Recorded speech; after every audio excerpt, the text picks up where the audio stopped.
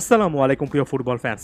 এমনিতে আর্জেন্টাইনদের জন্য একেবারে শোকের একটা দিন। ১৯৭৮ সালে যে কোচের অধীনে প্রথমবারের মতো বিশ্বকাপ ট্রফিটা আর্জেন্টিনা উঁচিয়ে ধরেছিল, সেই কোচ সিজার লুইস মেনোত্তি মৃত্যুবরণ করেছেন এবং মেনোত্তি আর্জেন্টাইন ফুটবলে এতটা বড় মাপের একজন ফিগার ছিলেন, একেবারে লেজেন্ড বলা চলে। তার এই মৃত্যুতে লিওনেল মেসি থেকে শুরু করে সকলেই শোক জানিয়েছেন। ওভারঅল একটা শোক দিবসের মতো পালন করা হচ্ছে। তবে আজকের এই ভিডিওতে আমি সেই বিষয়টাতে আর নতুন করে ফোকাস করতে চাই না। লিওনেল স্কালোনির জন্য কিন্তু একটা খুবই কঠিন চ্যালেঞ্জ অপেক্ষা করছে এবং বরাবর যে কোনো একটা টুর্নামেন্টের আগে এটা আর্জেন্টিনার একেবারে স্বাভাবিক একটা ব্যাপার হয়ে গিয়েছে। অন্যান্য দলের ক্ষেত্রেও একই টাইপের সমস্যা হয়, তবে আর্জেন্টিনার সম্ভবত একটু বেশি করে হয়।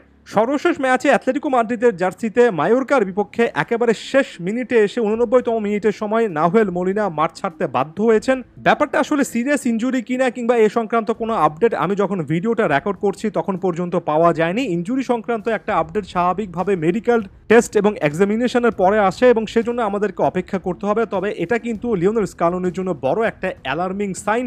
স্কালোনির জন্য শুধুমাত্র নাহুয়েল মলিনা নয়, আরও অনেক প্লেয়ারকে কেন্দ্র করে এত ইনজুরি সংক্রান্ত চিন্তা আছে যে আরও একবার টুর্নামেন্ট শুরুর আগে অনেকটা বিশ্বকাপে যেমন জিওভানি লো চেলসোদেরকে ঘিরে একটা অনিশ্চয়তা তৈরি হয়েছিল, একাধিক প্লেয়ারের ক্ষেত্রে কোপা আমেরিকার আগে এমন টাইপের একটা সিচুয়েশন তৈরি হতে পারে।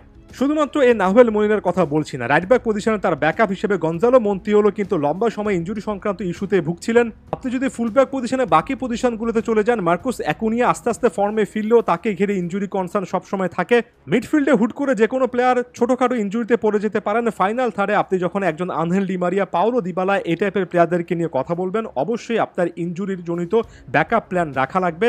সাম্প্রতিক সময়ে লিওনেল মেসিও কিন্তু এই সংক্রান্ত বিষয়ে এতটা বেশি করে ভুগেছেন যে এই সময়টাতে এসে ইন্টার মায়ামির জার্সিতে তখনই অনেক বেশি করে ম্যাচ খেলছেন যখন আসলে সপ্তাহে একটা করে ম্যাচ। যদি ইন্টার মায়ামে অন্য কোনো একটা টুর্নামেন্ট যেমন কনকাকাফ কাপে এখন পর্যন্ত টিকে থাকতো, লিওনেল মেসির জন্য সিচুয়েশনটা অনেক টাফ হতো।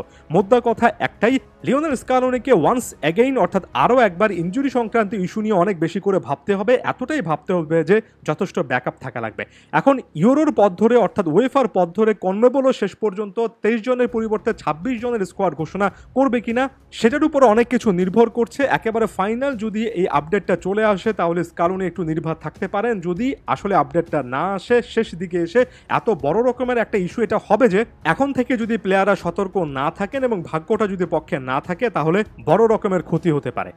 আমি জানি অনেকেই বলবেন যে অন্যান্য দলও তো এমন টাইপের সমস্যায় আসলে ভোগে, যেমন নেইমারকে কেন্দ্র করে ব্রাজিল এই সমস্যাটা অনেকদিন ধরে ভুগছে। আমি এটার সঙ্গে সম্পূর্ণ একমত এবং নেইমারের ব্রাজিল দলে অনুপস্থিতিটা অনেক সময় ব্রাজিলকে কিভাবে ভুগিয়েছে সেটা নিশ্চয় নতুন করে বলিতে হবে না। এবং তার চেয়ে বড় কথা, এই যেমন ধরুন নাহুয়েল মলিনা, আপনার কাছে মনে হতে পারে যে একেবারে অটোমেটিক চয়েস কোনো একজন ফুটবলার নয়, তবে যে পজিশনটাতে তিনি খেলছেন রাইট ব্যাকের ওই পজিশনটাতে খুবই গুরুত্বপূর্ণ একজন প্লেয়ার। লিওনেল স্কালোনির এই সিস্টেমে অনেকের চেয়ে গুরুত্বপূর্ণ একজন প্লেয়ার। অনেক সময় মাঠের মধ্যে যখন লিওনেল মেসি একা থাকেন, আনহেল ডি মারিয়া থাকেন না, তখন রাইট সাইডে যে একটা উইট প্রোভাইড করার ব্যাপার থাকে, অনেকটাই রাইট উইঙ্গারের মতো উপরে উঠে আসার ব্যাপার থাকে, সেটা কিন্তু নাহুয়েল মলিনা করেন। এই টাইপের ক্রসগুলো বা অনেকটা ফাইনাল থার্ডে মুভমেন্ট গঞ্জালো মন্তিয়েলদের কাছ থেকে পাওয়া যায় না। হুয়ান ফয়েদ সম্পর্ক আশাজনক কোনো কথাবার্তা বলতে চাই না, খুবই ইনজুরি প্রবণ একজন ফুটবলার। এই সময়টাতে শুধুমাত্র সলিউশন একটাই হতে পারে, লিওনেল স্কালোনির প্ল্যান বিতে এতটাই স্ট্রং থাকা, যেটা আমরা বিশ্বকাপে দেখেছি।